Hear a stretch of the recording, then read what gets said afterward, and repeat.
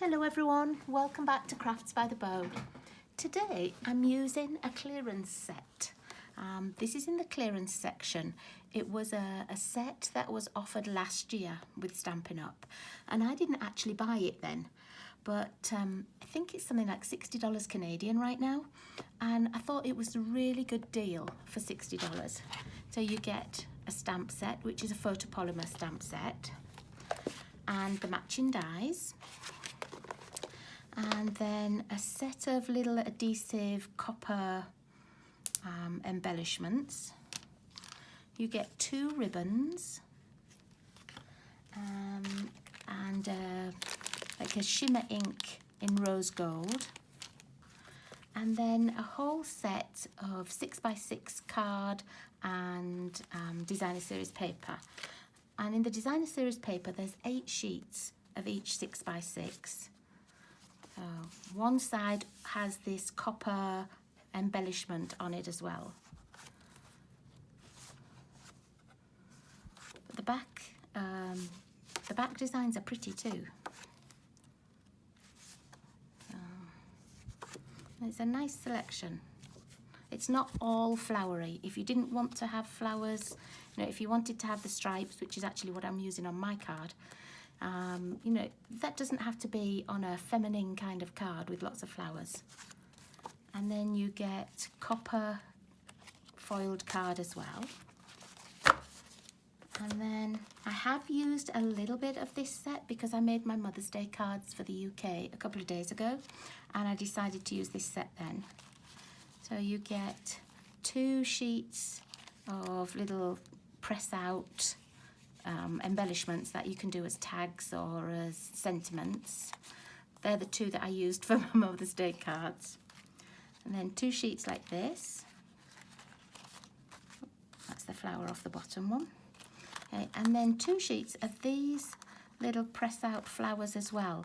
And they match the stamps that are in here. So if you wanted to make more of these or add little bits, you can always do them on card and cut them out because the dies are there too for them. So my card that I'm making today, I don't actually have one pre-made.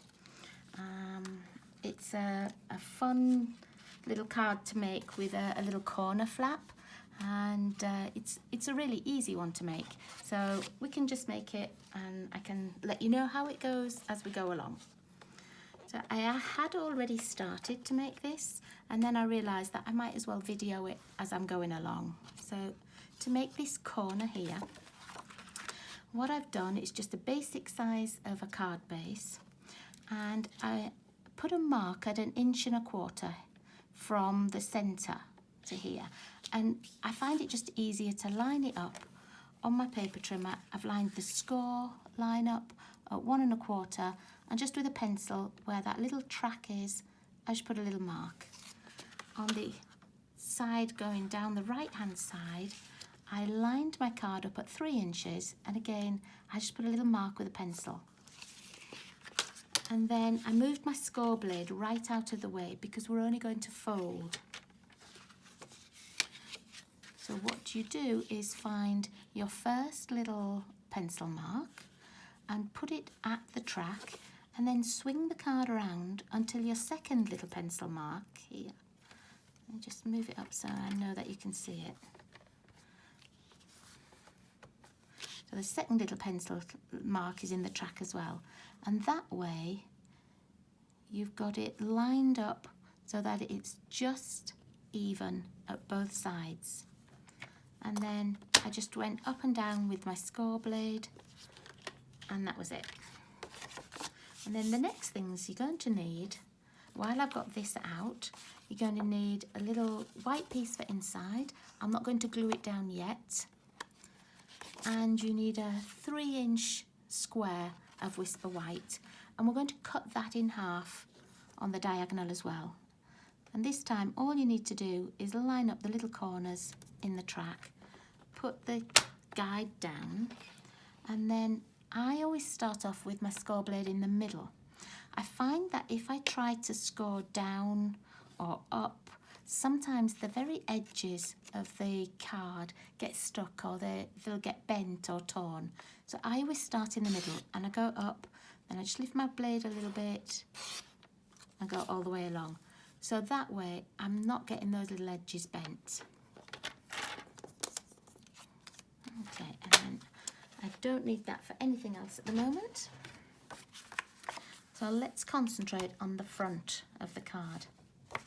And remember, all the sizings are always on my blog, so don't worry about having to write things down or work out what I've made or anything. Just hop on over to the blog and see just on there.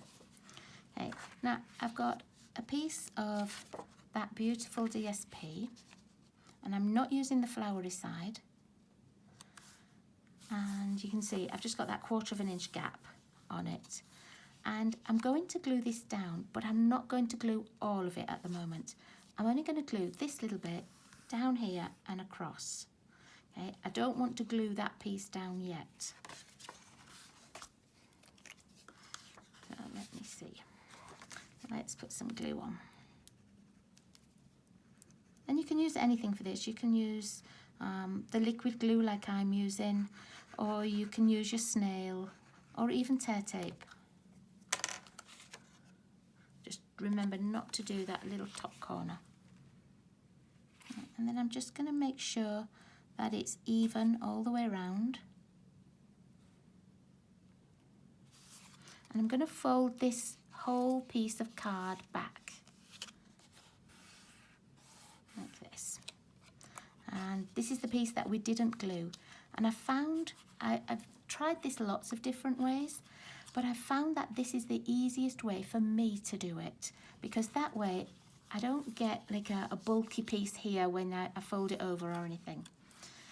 On occasion, what I've done as well is I've cut that piece off, because you're not actually going to see it under there. So if you want to cut it off, you know, that works as well. But I'm leaving mine on, but now is when I'm going to put the glue on. Because I know it's already scored and folded, and it won't bubble up in the middle or, you know, make a big sort of foldy mess there. Okay. Now I can see that I've still got a little bit of pencil showing, so I'm just going to erase that. Okay. Now remember those little corners that we made? One of these is going to go on here, and the other one you don't actually need at the moment. So I'm going to attach that piece. This shape of card is something that I've made quite a few times, and often if I'm making it at class, I'll tell people to cut this piece of paper off and we won't worry, or I'll cut this whole corner off because it can make it easier to assemble. But just for today, I'm making it properly. Okay. Let me make sure that's straight. I don't think it's quite straight. There, that's better. Just make sure that edge is glued down as well. Now I've got sticky bits on it, so let's get rid of that glue. Okay. Now my other white piece that's going to go in here, I want to stamp on it. And I didn't want to glue it down first and then put my DSP down, just in case I didn't get these two lines level. So what I'm going to do is just make sure I've got that nice border around it, and I'm going to hold it down there while I do my stamping. And I've chosen this one that says, "May your birthday be filled with pretty things." I almost chose this, "Don't let worry spoil your happy," just because of what everybody's going through right now. But I actually have chosen the birthday one, and I'm going to stamp just in this top corner. And you can leave the card folded and closed so that you can stamp, or remembering that this isn't glued down yet, you can put that over there and then stamp. But I like to leave it closed because that way I know just where my lines are and I've not got it sort of off center or anything. So I've got my Night of Navy out. And I haven't used this stamp before, so I'm just going to rub it over with my finger. And I'm going to check that it actually stamps. before I put it on my card. Just because it's the first time it's been used. Yeah, it stamps really nicely. So let's put this back in here. Line it up again.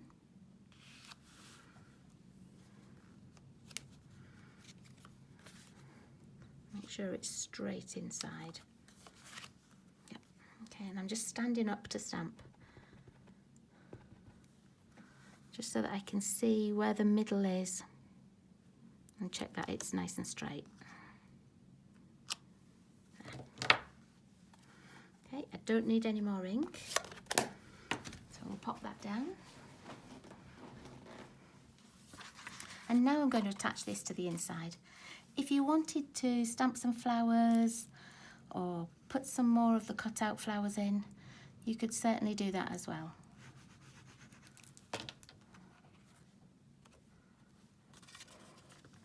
I'm going to put it back in, but I'm not going to stick it all the way down till I just double check that my line is still level with this one here. Yeah. Okay. Now, to keep this flap from opening and closing, I'm just going to put a couple of dimensionals underneath. And that way, it also sort of stands off a little bit from the card as well. Just gives you a little bit of depth.